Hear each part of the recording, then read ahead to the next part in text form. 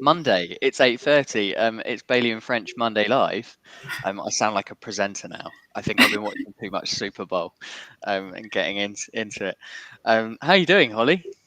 Yeah, I'm good. I'm good. It's early, but the sun is shining. So It is. It's a lovely day here in Brighton, and you're back by popular demand following your last one. So I we think thought I, we'd get you I think back. I made that up. That was me. I started that rumor. No, it's great to have you with us, and I think it's a really great topic. So I'm really looking forward to this one. Thanks everyone for joining, and if you are joining by the recording or whether you're live on LinkedIn, thanks. It's great to have you chiming in with all your thoughts on the chat box. So please keep them coming. Today we've got a really interesting topic. So Holly kind of came up with the idea of what does it mean to be humanizing? What does humanizing the world of work mean to us? What does it mean for us personally? Actually, me and you, which I think is great. I think it's a really great topic. Why do we work for Bailey and French, or why do we work for a company that's so intent on humanizing the world of work? I think it's a really great one. And what does it mean for the things that our clients are focused on right now? Retaining top talent, um, building a culture that I guess naturally builds productivity and is the foundation for growth and innovation and all those things that we've been talking about the last few weeks actually. Um, so what does humanizing mean to you, Holly? To me, Yeah. I think it's an interesting one because we talk about it to our clients every day, but actually, like thinking, why do we talk about it? And then I was trying to think back to like when have I experienced it? Um, Mm. But I think at the bare basics, to me, I would go around just feeling like I can be, my true self, and that I'm not sort of hiding too many parts of me at work, particularly. Obviously, I mean, there might be some that I want to choose to keep private, but generally, just feeling like if I'm myself, that's okay, Mm-hmm. and that no one's like, I'm not gonna be penalized for that, Mm. and feel like it adds something to the culture that I'm working in, fresh perspectives and things like that. So for me, that's probably what I would say it means at a Mm. basic level. So yeah, just ultimately everyone is adding something because they're unique. Yeah, that unique contribution comes up an awful lot, doesn't it? It's kind Mm. of, I want to feel like I'm just me. I'm not Yeah. putting a mask on when I come to work. I'm just me. I'm unapologetically me. And that doesn't mean that we lack emotional intelligence, Mhm. and well, it's just me, deal Yeah. with it. That's Yeah, you your can't, you problem. can't be mean and then just be like, oh, well, I'm just being me, but I'm going to be a horrible Doesn't person. work. That's not what we mean. But No. we mean just you bringing your whole self and your true self, and your Mhm. values and what means the Yeah. most to you. But feeling also, and I think that's a really important one. It's not just being yourself. It's feeling like that matters and it's Mhm. valued. Yeah, and I think that it contributes to something. So I think if you just think about like pure job roles, sometimes it can be difficult to think like, what do you bring over someone else who does like the exact same job as you? But it's all the other things like personality and, as you said, like values and things like that, that as like a whole picture, Mm, that's how you're different, even if your job role is the same as somebody else's. And from like a technical perspective, you're bringing the same things as somebody else, but your personality is not the same. So yeah. mm. Yeah, we were talking about this, weren't we, as a consulting team, because we've onboarded quite a few new people, and Mm-hmm. we're all so diverse. When you break Yeah. into people's backgrounds and experiences and what they've lived and what they believe in, and all of these things are a real important part of who you are. So Mm-hmm. to have an organization that then embraces that and goes, well, and last time you were on, you and I were talking about strengths, and I Yeah. think it's a really important one to go, what is it that makes you unique, and how do we use that to further our cause and our objectives, and get to places quicker. Yeah. And I think it's important because it it's important from the very start in an organization. So not just Mm, necessarily when they've joined and you've onboarded them or whatever. But I remember when I first came out of uni and I was applying to jobs, and I applied to a job and I got through to the assessment centre stage of the recruitment process. and I was the only one I felt like the only one sat in the room without a master's, and I was just coming out of my undergrad. And I was so nervous, and I was like, how can I compete with all these people that are more sort of technically qualified than I am? Like, I don't know what I can bring that these people can't because they've studied a whole extra year. And then in the assessment centre, I also told them that I didn't know what assessment centre was, which I felt was really stupid. I was like, I've just made it really clear that I don't necessarily know what I'm talking about. And I remember feeling like, what do I bring? And I just kind of was really questioning it. I thought I'd failed it, and I thought I'd done really terribly. And I actually ended up getting it, getting the job. So I think it proves that if you can value that from the start and sort of embrace it, encourage people to, bring that authenticity, sort of, it didn't matter that I didn't know those things, because you have the potential to grow and develop. But there were obviously some things I brought to the table, which, even if it wasn't necessarily pure technical skill, at that point, that's stuff you can learn. Yeah, absolutely. And it's really interesting because a lot of organizations could have gone, wow, dismissed, even just for asking that question. I guess that's what you meant earlier about not being penalized. Is that what you meant? Yeah. Because it's a really important, and I guess you're right, it is from day one. And day one isn't actually when you join the organization. It may be that first experience, right? It's the first moment that you get to experience that organization. Do you feel like my unique contribution is going to be valued? It's quite an important one. Love that. I can't think of a kind of specific example, but I do remember kind of coming to Bailey and French, hearing about the vision of humanizing the world of work, and at the time kind of working in the strengths space. So positive psychology wasn't news to me. I'd been doing that kind of work for a while, but I remember thinking there's more to being human than just the strength stuff. There's more to it. There's more to building a culture. There's more to building a business, actually. There's more to, and that was the thing that interested me. It's kind of, how do we build a business? How do we model a business around what makes human beings thrive naturally? Because if we focus on that first as a foundation and then build the business around that, rather than building a business and then going, right, we've got people who are struggling, let's try and fix that, kind of doing it the other way around. For me, that was quite an interesting way of working. And all of our clients say, they're people, well, a lot of our clients say that they're people first. But realistically, what they've done is they've built a business and then they're going, how do we put people first in this? Whereas actually it was quite interesting to flip it. So I guess humanizing the world of work to me is, it's a way of owning and leading and being part of a business. I think does that make sense? Yeah, it does make sense. I think it's probably one of those things that you have to constantly keep up with, right? Because the world is always changing. So I think probably to be human pre-COVID, for example, and then be human post-COVID are probably quite different things. So it's probably something that doesn't ever stop and probably keeps evolving and changing quite frequently. So I imagine that to build a business around that, it's probably takes quite a lot of work, I'd imagine.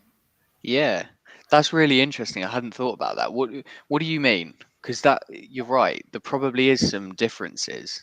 What do you mean? I think it's just, in terms of building a human organization, it's thinking about what do your people care about, and finding that out, and building your understanding of all of the different people in your organization. And we were just talking about how everyone's really different and brings different unique contribution and things like that. So they're all going to care about different things, have different values. And then, what that looks like at different times in our lives is different. So, someone our age versus, someone who might be, looking after a family, or just starting out in their career, are going to care about different things. And, the economic, political, social landscape changes that as well. So you've got to keep finding out what people care about. And if that changes, if you're going to build an organization around understanding everybody as a human, and then working to support those things that they care about. That's really interesting, isn't it? Because it's almost putting the context to the fundamentals. Fundamentally, we know what drives human beings. Yeah. We can kind of take the teachings of history and psychology, and knowing that, you know, humans over the last 10-20 years haven't evolved. We're just in a different context, and that context is forever changing. Yeah. So we need to be really, I suppose, leaders watching this, people who own businesses, it is hard work because it's continuously checking back in on what it means to be human to the people who were there at the time. Yeah. And I think what we've realised as we've had a lot of new starters join, and our team, if we take that as an example, has changed quite a lot. You know, 1 or 2 new people can also change your organisation or your team or sort of the culture quite a lot as well, depending obviously on who they are and things like that. So again, if your organisation is changing a lot, and we know that a lot of people are moving jobs and changing around at the moment, that, you know, adding in those new people can also significantly change what the culture in the organisation is and what it feels like, and how they're interacting with other people and things like that. So even if it's not external things impacting what your people care about, sort of there's internal processes and stuff going on as well. But yeah, that can change it. Yeah, this was a really interesting one. I had a conversation back end of last week, and maybe this is something to think about for this week going in. You've touched on a really interesting point, which is the processes that may be getting in the way of us being human. And I'm not just talking about the classic kind of tick box exercises, but I mean having the time to connect with people. The example that came up was if you're building kind of sales and customer service, and we were talking about this last week with Ben on the live, but we were talking about it even further with the client and kind of going, if you don't give people the time to connect with their people in the morning because your leaders are on such a high kind of performance management system and all the rest of it, you can't expect there to be a human culture. So you've got to shift the processes. And I guess this is what I mean by building the business around the human element, because if you don't change those processes, you can't expect people to thrive, no matter how much they feel like themselves at work or they've got strong connections with people at work. You know, you just can't, you don't have the space to. Yeah, but then also I think it's just sometimes the little things, isn't it? Like, it doesn't always have to be like, there's obviously like processes and things that are important and that can impact you know, how human your organization might be, but it's even just little things that leaders can do that might not necessarily seem like a big deal, but actually can really you know, can really brighten someone's day or make them feel really sort of valued. Like, I'm trying to think of an example now, and now I'm really struggling to think of an example. I don't know, even just like, even if we take what we do, I guess, as an example for birthdays, and it's like sending cupcakes to someone who's a remote worker for their birthday. Like, it's not a big task necessarily, and it's not difficult to do. But I think it's just like little actions like that, so that even if leaders or whatever are really busy, you know, try and fit it in any way that you can, even if it feels like it's just something that should be done. And then you don't necessarily think would mean that much to someone else. It can actually mean quite a lot. Yeah, it's there's a lot of research on that, isn't there? And birthdays is just one kind of life celebration. But the impact of celebrating those little life moments is I think it's a really great example of how you, I guess, just connect on a more human level with the people around you. You know, you celebrate hey, you've just moved house, and you know, let's celebrate that as a team.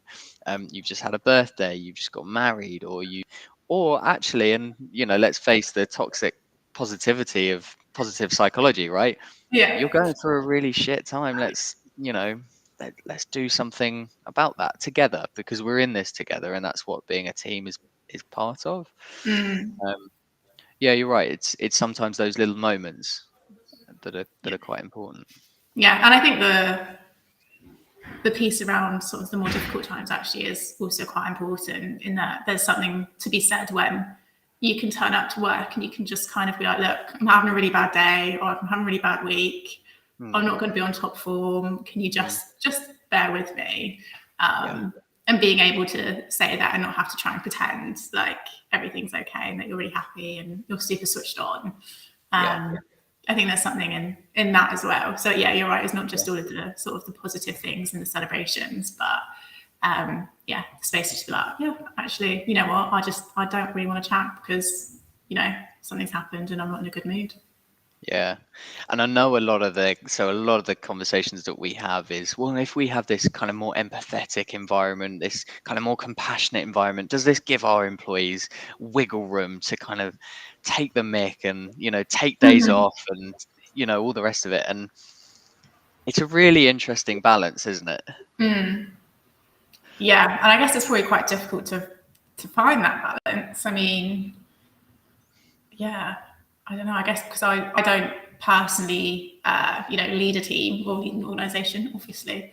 I guess it's difficult for me to know what I would do in that situation. But I think being on the other end of it and sort of being recipient to it, I don't know. I just think like if people are putting that trust in you, then you're not going to want to push it too far. I think as long as it's being, you know, it's an adult relationship. You know, you're not being treated like a child. So it's not like that parent-child relationship that you can get in some workplaces. I think if there really is that culture of trust and you feel like you're being trusted with this thing that's special and you know that it's not sort of to be taken for granted, you understand, the implications of, you know, being able to be like that, then you wouldn't take it too far. I mean, I wouldn't, but No, I fundamentally believe that. I believe if you have an ambition and a goal that's energizing and connected to someone's strengths enough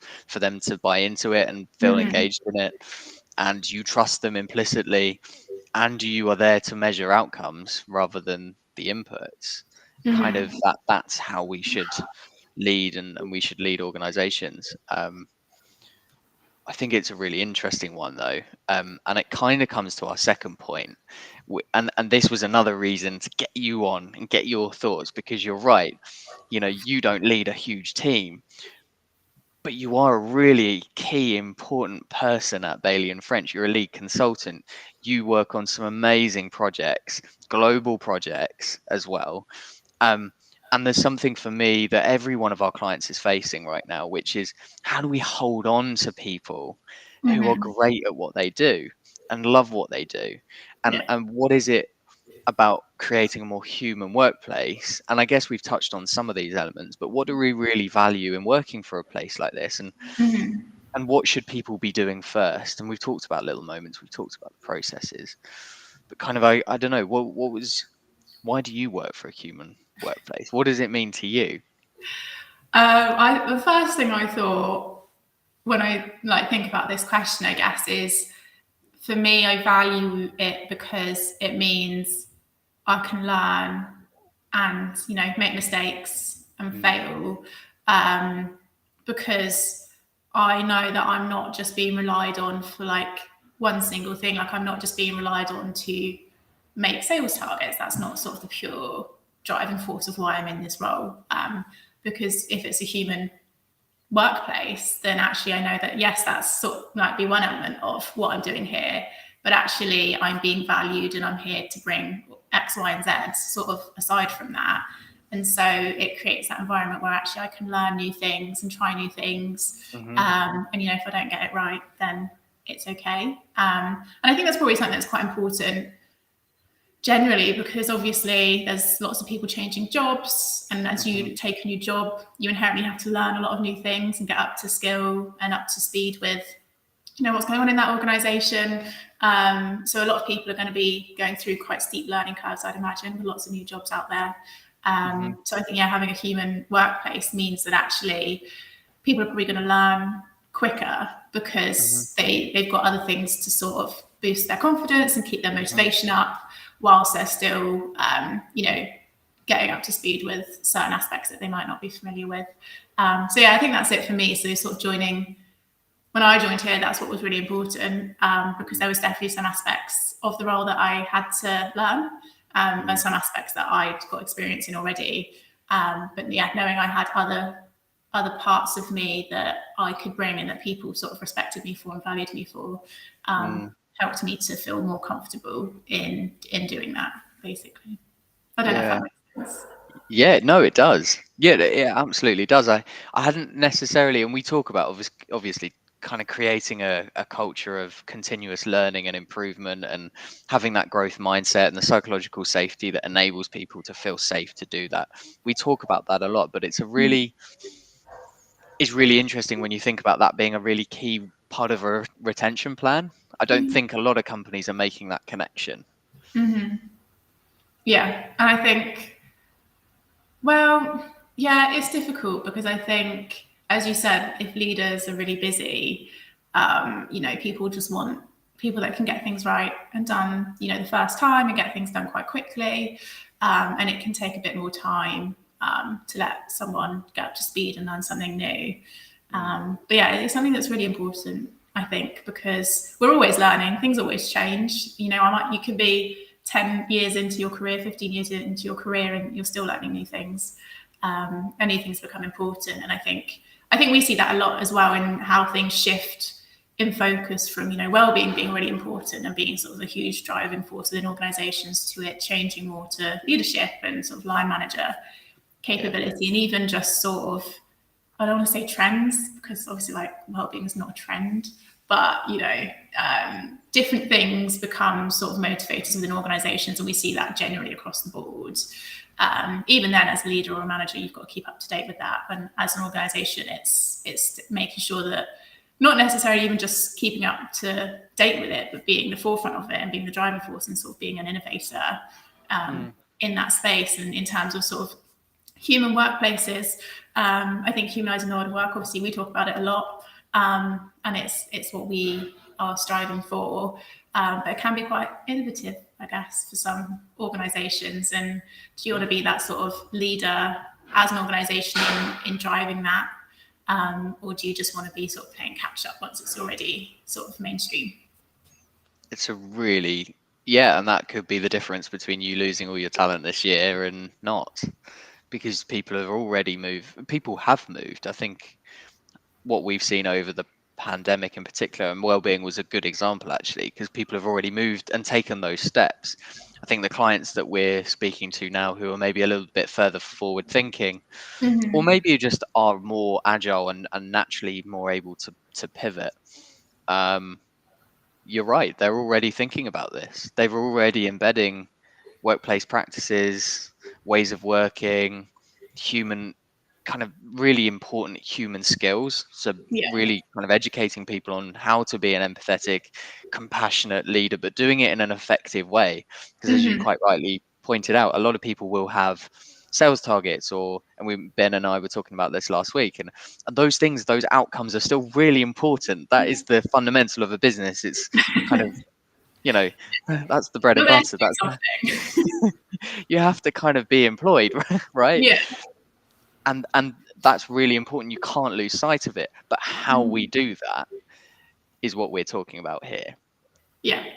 I mean, yeah, if you take sales as an example, I guess it's maybe it's a difficult one, because salespeople can have quite a stereotype in terms of how someone approaches sales and business development. But actually, you can do sales in so many different ways.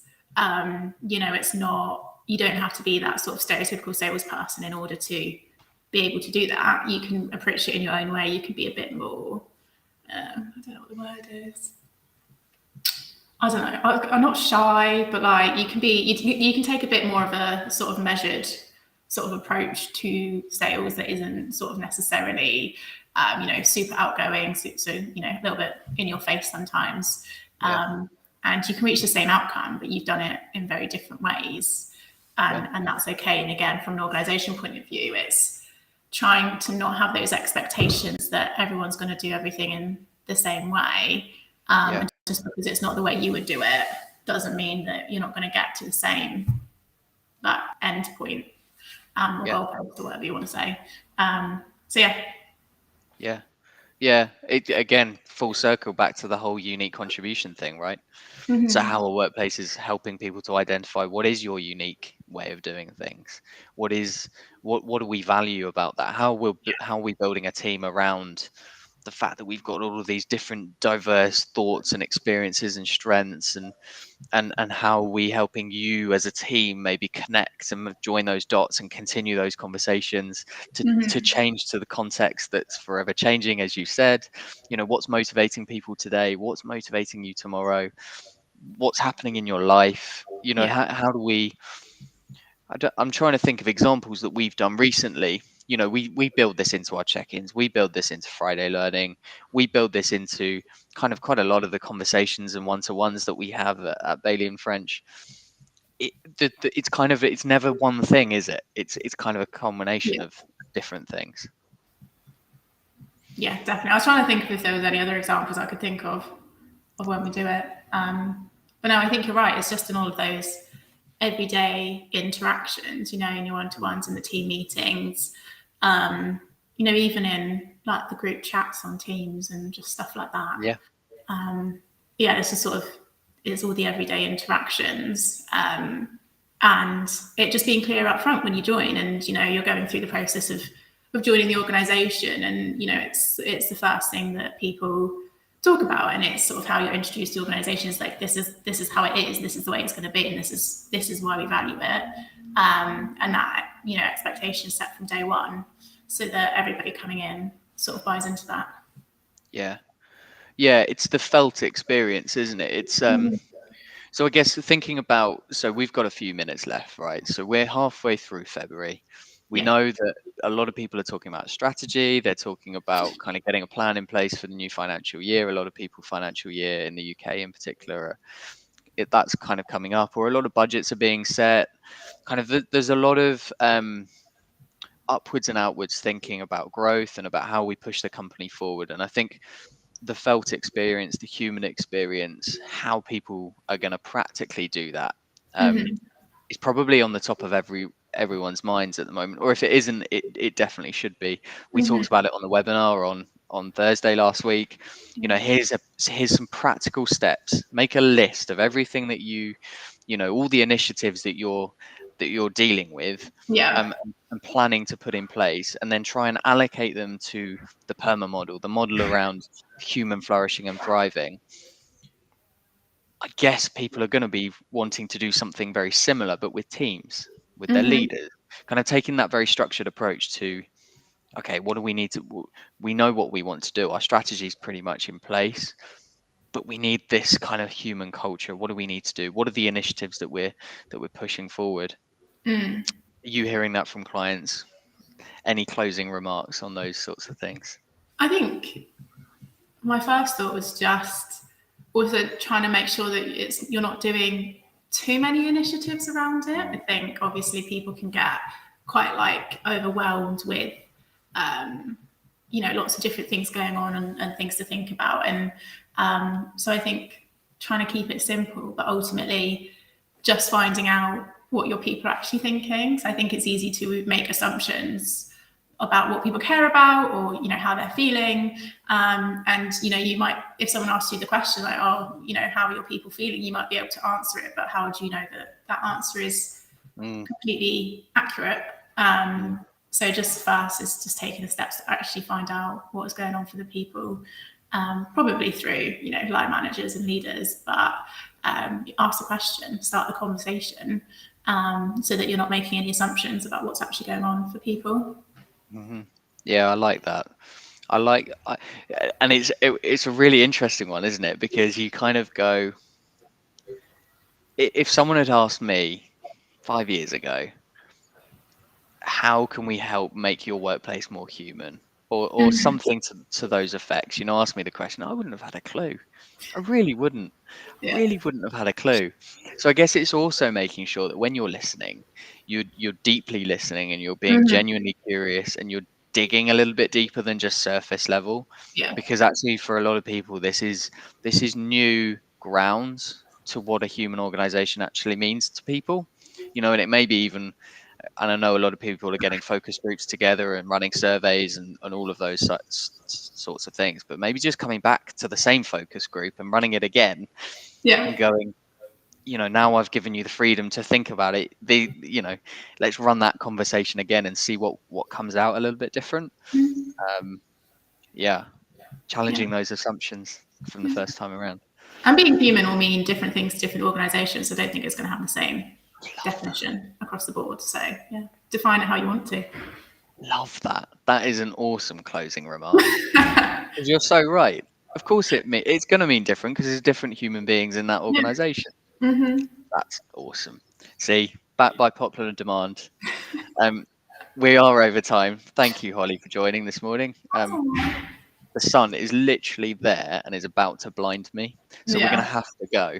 I'll see you in a minute, but thank you for joining. Thank you everyone for watching, and thank you everyone who's on YouTube and LinkedIn and posting kind of those comments. We'll get back to you. Sorry, I wasn't typing while we went through this. I wanted to just absorb and be in the moment, so I'll answer anything that's come through. But thank you, Holly.